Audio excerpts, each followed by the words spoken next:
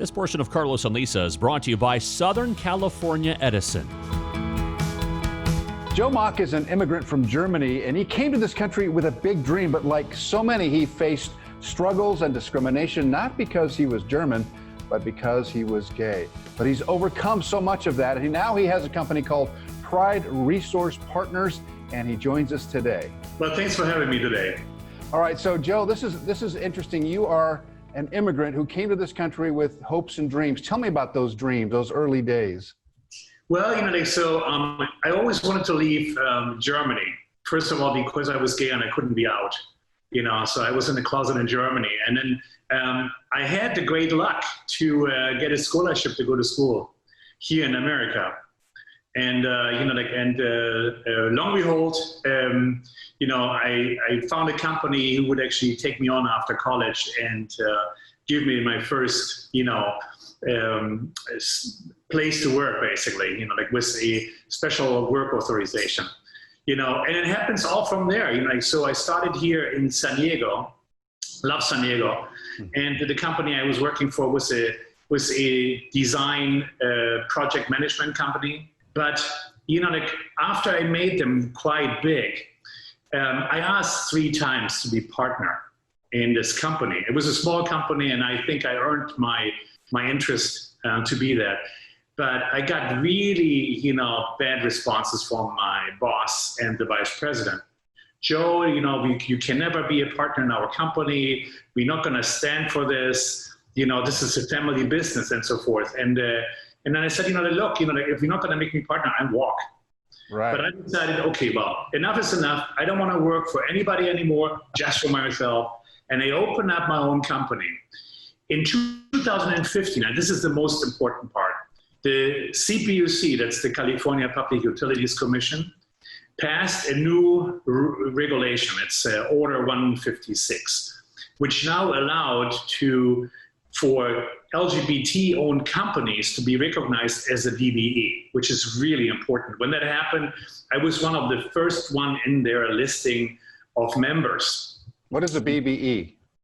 That's the diverse business enterprise. Ah, okay, got it. Yeah. So that would be basically, DBEs are basically women-owned, minority-owned, veteran-owned, and so forth. Got it. And so now finally, the LGBTQ community now is being allowed to be seen as a DBE for the CPUC and their associated companies, the JUs, joint utilities. In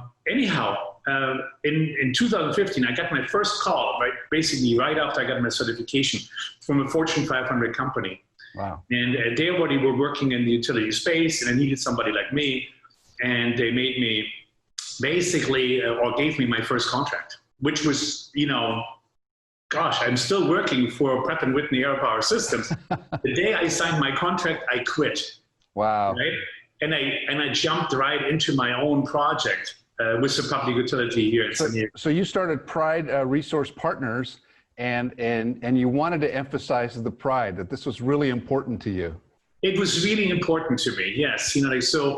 I'm a big proponent, to gay rights in the community and worldwide. Basically, we are now I have the means to actually support the cause.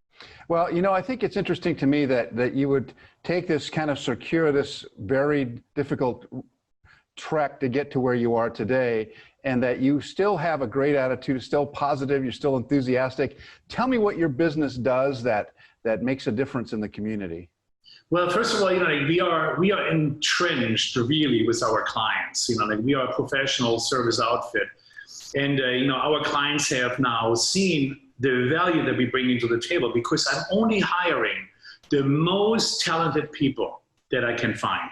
And those people have shown, and I can only basically thank my staff for being the greatest people that there are. Basically, they made the company as successful as it is today.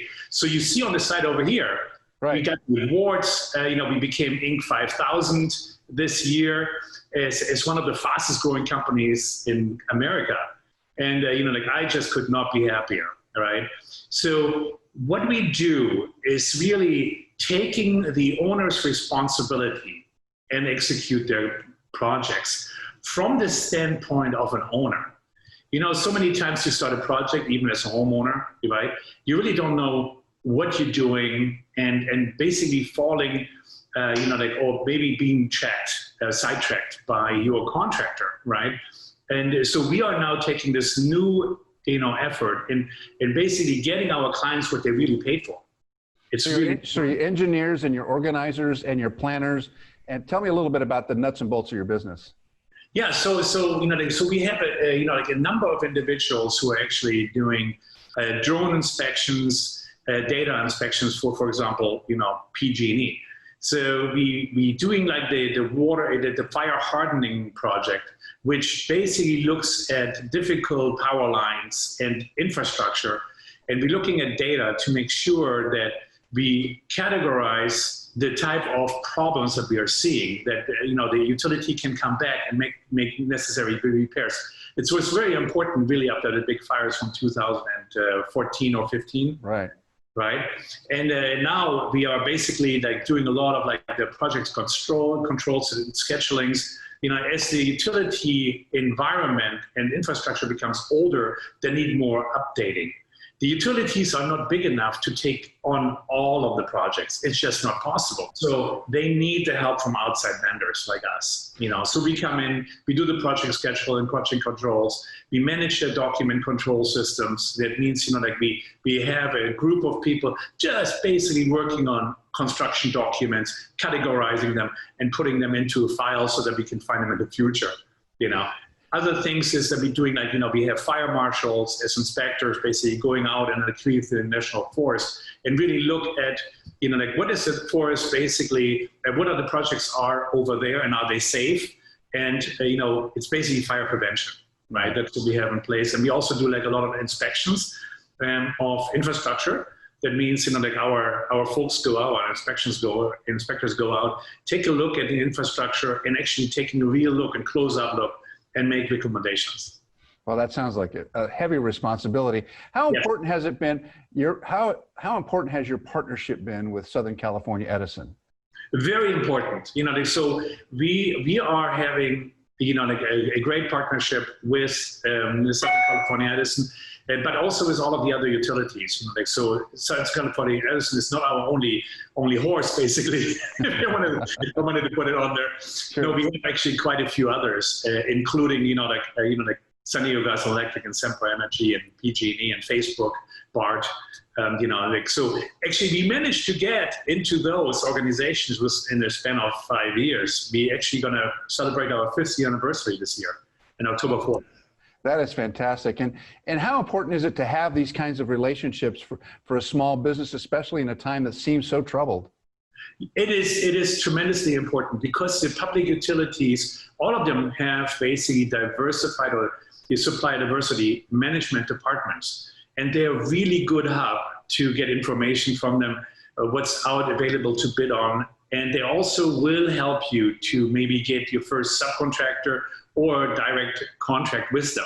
It's really important to have a good conversation with them, go to their events. You know, San Diego Gas and Electric and all of the other utilities and so-called Edison, you know, they go to a public forum that is basically organized by the CPUC, in which you actually have the opportunity to really speak to the decision makers. Mm-hmm. And small companies like ours, now we are actually at 70 employees right now and growing, you know, but we have the option now to come in and actually sell our value. What is it that we bring to the table, right?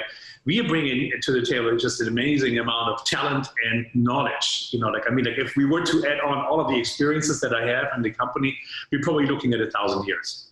You mentioned something very interesting to me, and that is the value of your people, the very best that you can find.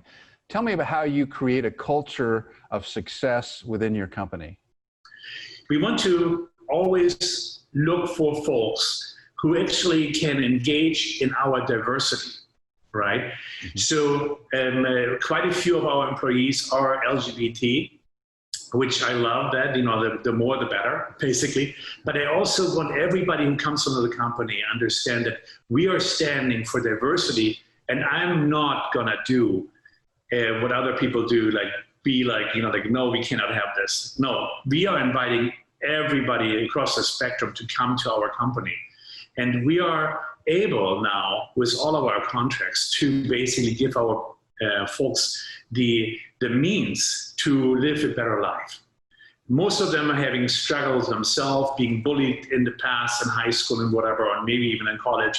You know, like the work that we're doing is a lot of times with folks who do not understand the LGBT community.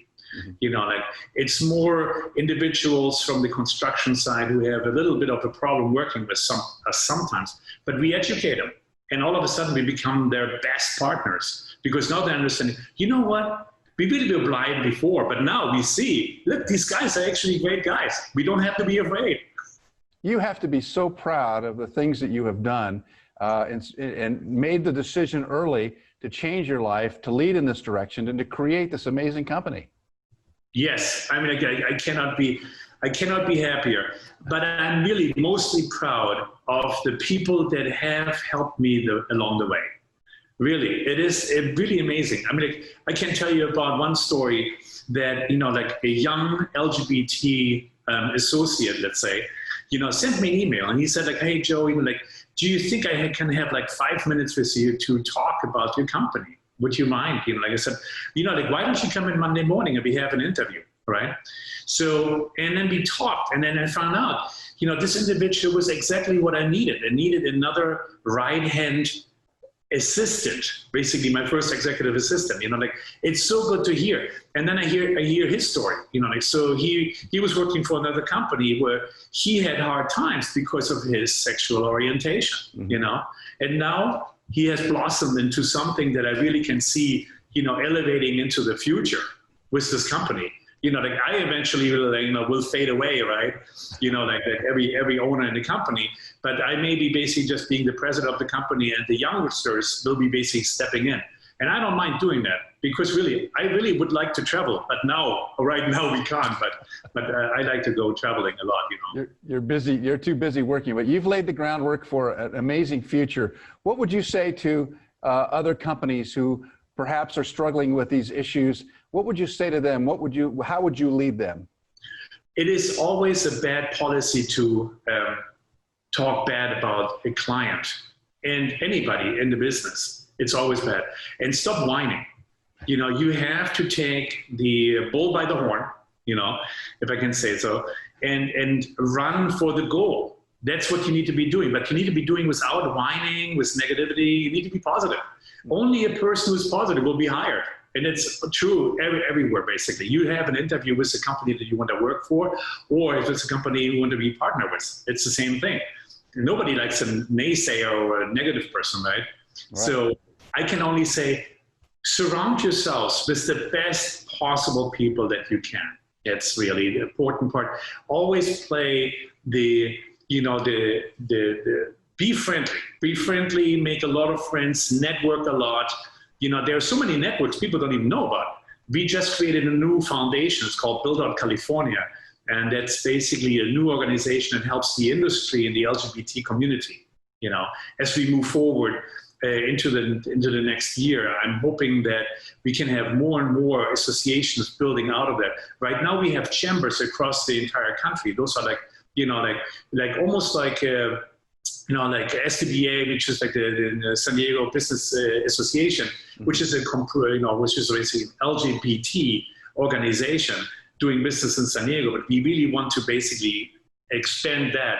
We have the National Gay and Lesbian Association in Washington, but we really needed something in California. So we created BEONDTV California with an amazing amount of people that really came forward out of the woodworks. Well, your courage and your leadership in this is very needed in our community. I thank you so much for spending time with us. Joe Maak from Pride Resource Partners, we wish you the very best, and thank you so much for being with us. Thank you again for having me. I really enjoyed it.